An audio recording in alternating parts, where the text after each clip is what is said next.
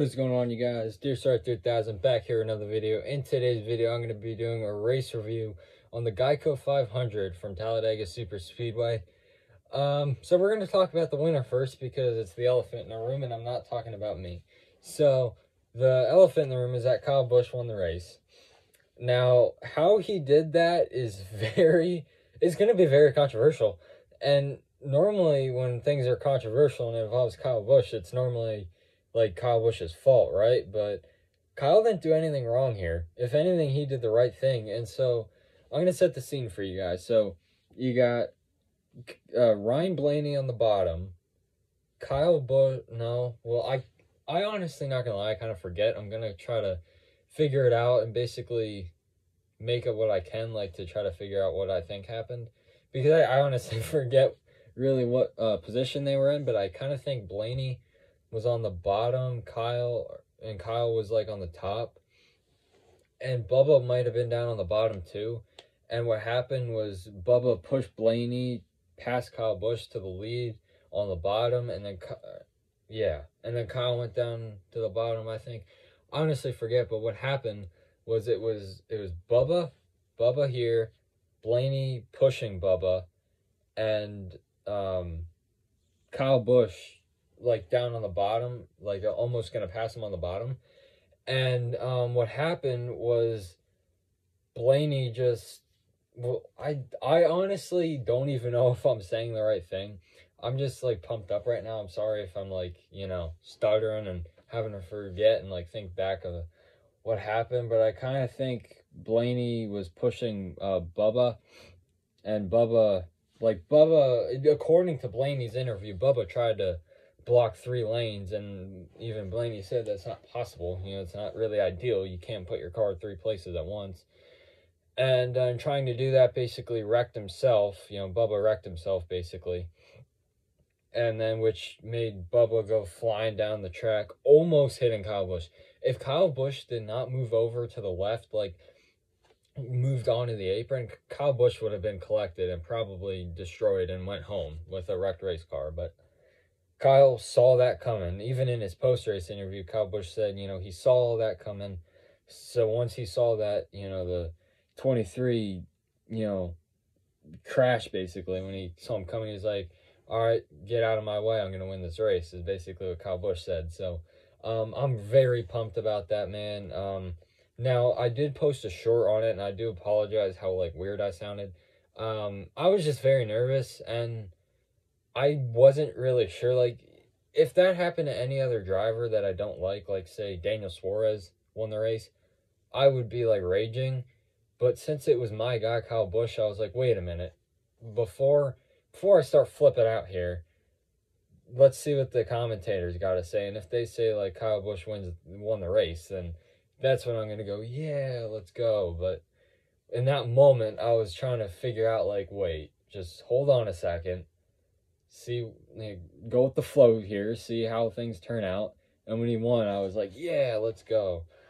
But yeah, I'm very pumped on that. I mean, Kyle Busch hasn't won on a super speedway in 15 years. And on top of all that, I mean, it honestly, it makes it more of a heartbreak that we didn't win the Daytona 500, because RCR has very good, you know, very good super speedway cars. And it's honestly ironic how last week was one of our RCR's worst performing weeks that they had with Kyle Busch. So it went from the worst week to the best week in literally a week. So that's awesome. I'm so happy for them. That's Kyle Busch's 62nd career Cup win. I think he has the most wins in the Cup Series as of right now. I think before he went to RCR, when he still had 60 wins, he was tied with Kevin Harvick, because Kevin Harvick, y'all don't know, had those two, the Michigan win and the Richmond win right in a row, and that tied him up with Kyle Busch at the end of last season. Anyways, that is not anything to do with this video. I want to talk about the actual racing. Now, I thought the racing was amazing. Like, this was a 10 out of 10 race, in my opinion.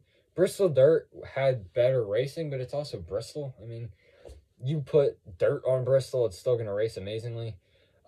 Just because it's Bristol, baby. But Talladega, that was one hell of a race. Honestly, I thought we were gonna go green. I mean, the last set of cautions came out with 5 to go, and when it was like 6 to go, I'm like, all right, I got to get my camera out because I was gonna start recording the short for the ending of the race like I normally do. And then I saw the caution, and Kyle was in like 13th, and I'm like, okay. And then he worked his way up to 7th. I was like, okay, Kyle Busch, I see you. And that's what I was even saying to my buddies. I was texting them throughout the whole thing. Is all really, this goes for anybody, but I was saying, and specifically for Kyle, all you got to do to win Talladega is don't get involved with any of the wrecks and be there at the end. And what did Kyle Busch do? Missed all the wrecks and was there at the end. I mean, it's exactly what I was saying. That's how you race Talladega. I mean, hell, it's like that NASCAR Heat 5 in the video game. You know, if you're there at the end, you have a shot. And obviously that's a video game, so you can just wreck everybody and jump the pit cycle. But yeah, I'm just very happy. The racing was awesome. You know, Denny Hamlin looks like a big fat liar right now, not gonna lie, because he said on his podcast how it's very rare, it'd be like very shocking to see 3-wide racing, and how it won't happen. He basically said you won't see 3-wide racing. Probably about 50% of the race was 3-wide racing, so I mean he's wrong on that. I think I even tweeted on Twitter or something. I said like, wow, you know, Denny Hamlin looks like a big liar right now, and it's all Ross Chastain's fault. Speaking of Ross Chastain, you saw that ending, the caution there. I think it was the second caution, it might have been, when Chastain tried to put him 3 wide with like, I think it was like just going into turn 1 with 2 laps to go, which I don't understand why he was trying to make the move then. And there wasn't really anything there, but, you know, whatever, it's Talladega. You got to do what you got to do. All right, I'm sorry for that little pause there. My phone actually died, but what I was trying to say was how, you know, the move with Ross Chastain on how he put him 3 wide that early, and I was just saying, it's Talladega, you got to do what you got to do to win. But yeah, that's pretty much all I got in today's video. How about the wrecks? Some of the hard hits was, well, Ryan Preece is the obvious one. I mean, I don't like him that much, to be completely honest, but he, you know, that was a hard hit, and I obviously hope he's all right. I mean, he was cleared from the infield care center, and they did a little post-race interview on him. He seemed fine, but he even said that was the hardest hit he's ever had in his racing career. That was a hard one when Kyle Larson slid up in him, and they just hit really hard, man. I mean, every time I watched that, I literally pull one of those. It's like you cringe so much watching that. I mean, you know, in my opinion, wrecks are good. Like I like seeing a couple wrecks here and there. It makes it a little entertaining, but well, not when it's your own driver. If it's your own driver, you're going to be wanting to punch a hole through your TV.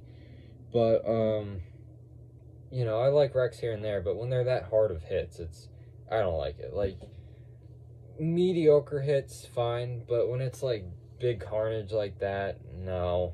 Especially when people get hurt really bad, I don't like that. But it's NASCAR. You know, these cars, these tough, especially these newer ones, are meant to take harder hits, so obviously we've seen last year, cars don't, they actually injure the driver more than any other car that they've had in the past 15 years. So I'm going to rate this race probably 100. I would rate this thing 100% out of like 100 out of 100. I mean, great racing, 2-3 wide racing the entire time. I don't remember a single moment when the entire field was single file choo-choo train racing. Like, they weren't ever single file. They were either double wide or 3 wide. Now, at some point, we even saw 4 wide. You know, with lap cars coming up, it was entertaining to see, you know, everybody kind of cringe and move down to the bottom when there was, you know, a lap car. You know, when they had to go around a lap car and make them 4 wide for a couple of seconds. But also, I want to touch on Logano. Did you guys see that weird move he tried to do? He was a lap car, not trying to go a lap down. I think he was fighting the 14 for position or whatever. And he, instead of going down to the bottom or up top like everybody else was, like Michael McDowell did, Logano went right in the middle of the 3 wide pack and made him, I think he squeezed in the middle eventually. And actually, it worked out pretty good for him. But that was very crazy. Like, I thought it was stupid at first, and then, you know, I was listening to the broadcast and everybody was saying, oh, that was actually pretty smart because it helped them. So big brain move from Joe Logano there, but almost put the entire pack at danger. So I'm gonna end this video. It's a pretty long video. I gotta get this thing edited up. I'm probably gonna make a Kyle Busch short later here tonight, maybe even tomorrow. But yeah, I got some new diecast on the way. I got a 2-car set Dale Earnhardt Foundation 124 scale diecast. They're silver car and a black car, so I'm going to do a review on those once they come up after the win today.